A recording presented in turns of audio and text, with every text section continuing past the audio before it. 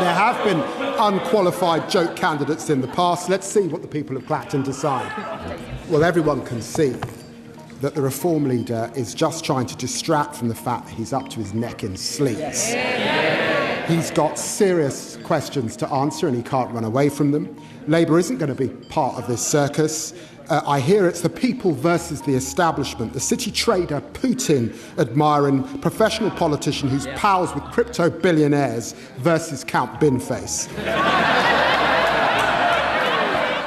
Thank you, Mr. Speaker. It's clear it's a two-horse race. Given reports that concerns were raised with the National Crime Agency about Nigel Farage's £5 million gift, he should be asking, where did the money really come from? Mr. Speaker, I've been asked to reply on behalf of the Prime Minister who's attending the NATO summit. Working with our allies, we're strengthening Europe's role in the alliance that remains the cornerstone of our national security. Yesterday, the Prime Minister met with the Prime Minister of Norway, and I'm sure this House will join me in wishing good luck to the England team ahead of the World Cup quarter-finals. Shadow Secretary of State, Sir James Cleverly. Thank you, Mr. Speaker. I would like to echo the Right Honourable Gentleman's tribute to Sir George Howarth and pass on my party's condolences to his friends, family and loved ones. I also wish to echo his support and encouragement to the England football team in their forthcoming match against Norway. And of course, I will echo his words about those people murdered on 7/7, their friends, their families, but also pay tribute to the emergency services that did so much on that day. Will he apologise to the victims of the rapists, sexual predators and paedophiles that he is planning to release early? Well, Mr. Speaker, I'm delighted to welcome the Shadow Housing Secretary to the dispatch box. He, of course, could have been doing this job every week if he were better with numbers. He's the Foreign Secretary. He was the Foreign Secretary in government that botched Brexit, the Home Secretary in a government that decimated neighbourhood policing, and one of the shortest-serving education secretaries in our history. Now, he asks about a very serious issue, and every decision we have taken has been based on public safety and delivering justice for victims. Let's talk about the context. The last Labour government built 28,000 prison places. We're building 14,000 by 2031. We've already delivered 3,200. Under the Tories, they closed 23 prisons. 23. Gloucester closed. Shrewsbury closed. Portsmouth closed. Holloway closed. Northallerton closed. And what are they now? A block of flats. That's why we have to have an early release scheme. That's why we passed the Sentencing Act. And we're putting community powers locally to make sure that we protect the public. Sir James Cleverly. Mr. Speaker, he makes a joke about the use of figures. Let me give him a figure. 50,000 prisoners released early in just 2 years on his watch. And I am genuinely shocked,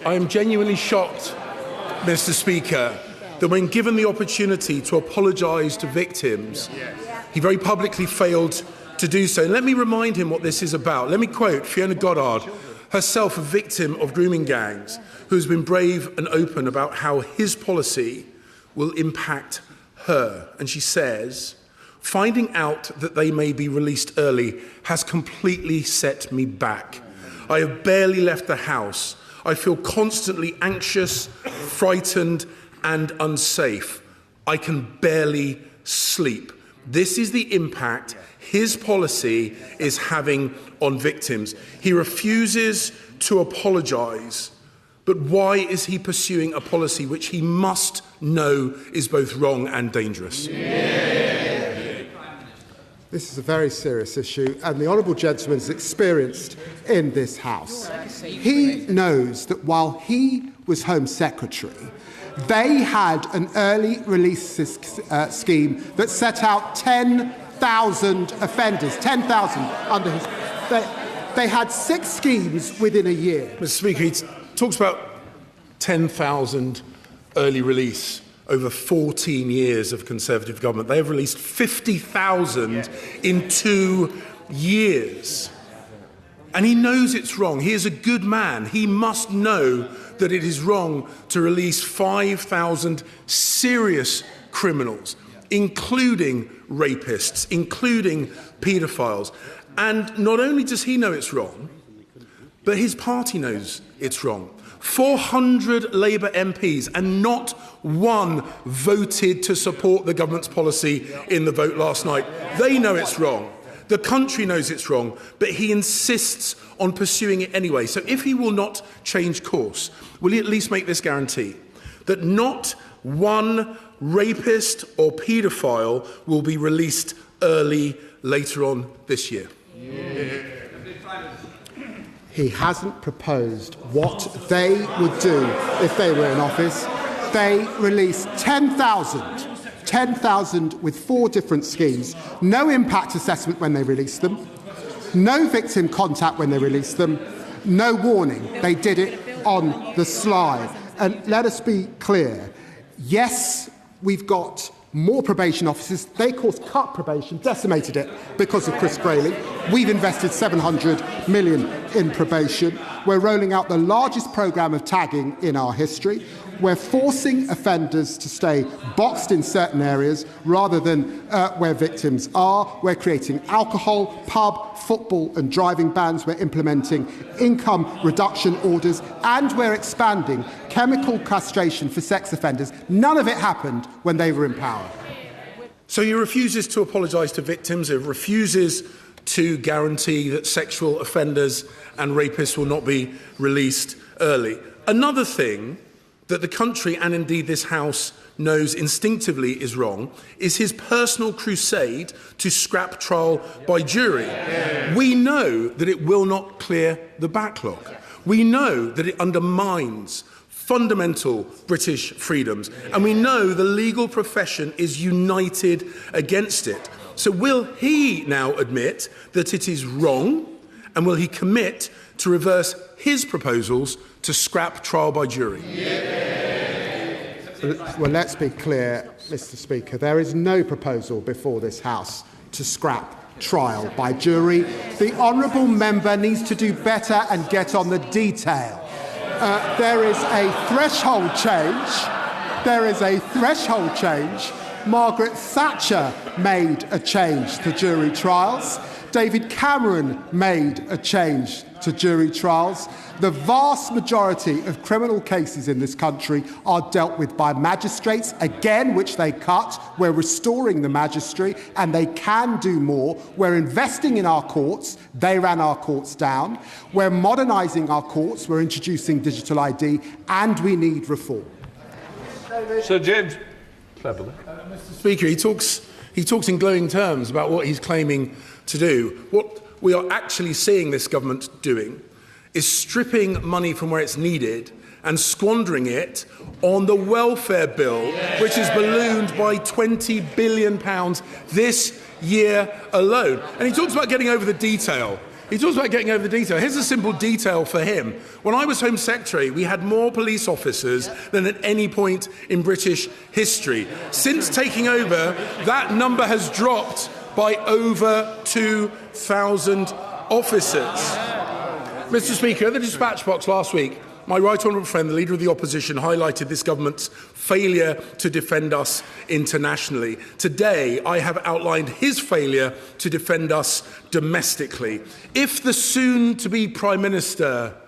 Is he in the room anywhere? No. If the soon-to-be Prime Minister does not want to be complicit in his failure, he should come out and condemn this plan, not just hint that he opposes it. Because if Labour cannot protect the citizens of this country, either domestically or internationally, then what on earth is the point of them? Leader of the Liberal Democrats.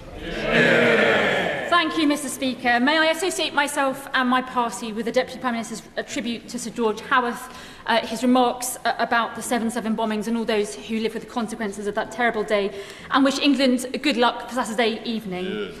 And as the UK braces for its 7th Prime Minister in a decade, can I also thank the Deputy Prime Minister for our exchanges and wish him well in whatever role he may have. Mr. Speaker, the Honourable Member for Clacton used to say... Mr. Speaker, the Honourable Member for Clacton used to say, leave means leave.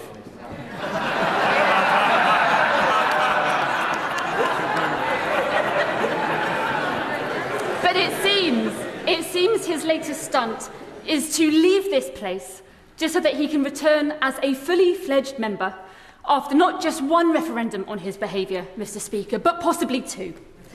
So will the Deputy Prime Minister join us in urging the Chancellor to delay the Honourable Member for Clacton's resignation until the investigation is complete, so the good people of Clacton have all the facts before they cast their votes? And failing that, will he support our Clacton clause so that even once the Honourable Member ceases to be an MP, the investigations can continue? Well, everyone can see that the Reform leader is just trying to distract from the fact that he's up to his neck in sleaze. He's got serious questions to answer and he can't run away from them. Labour isn't going to be part of this circus. I hear it's the people versus the establishment, the city trader, Putin admiring professional politician who's pals with crypto billionaires versus Count Binface.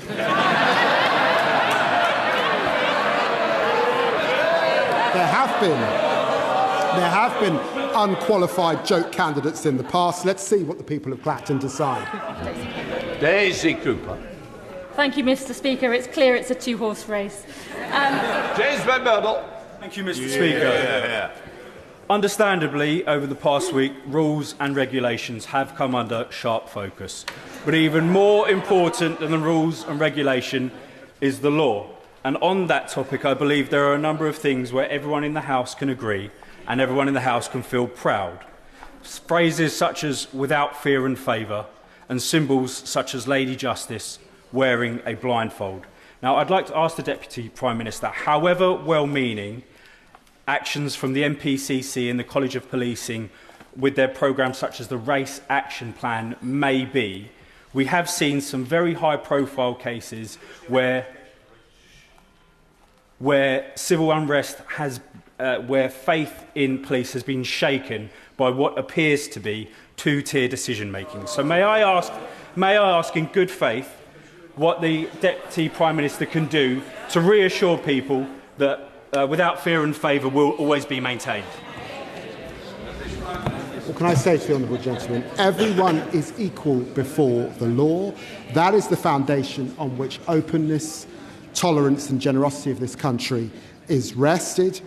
And let's be clear, there is no 2-tier justice in this country. And can I say, the honourable member was elected as a Reform Member of Parliament and he clearly aspires to become one once more. Given reports that concerns were raised with the National Crime Agency about Nigel Farage's £5 million gift, he should be asking, where did the money really come from? No law.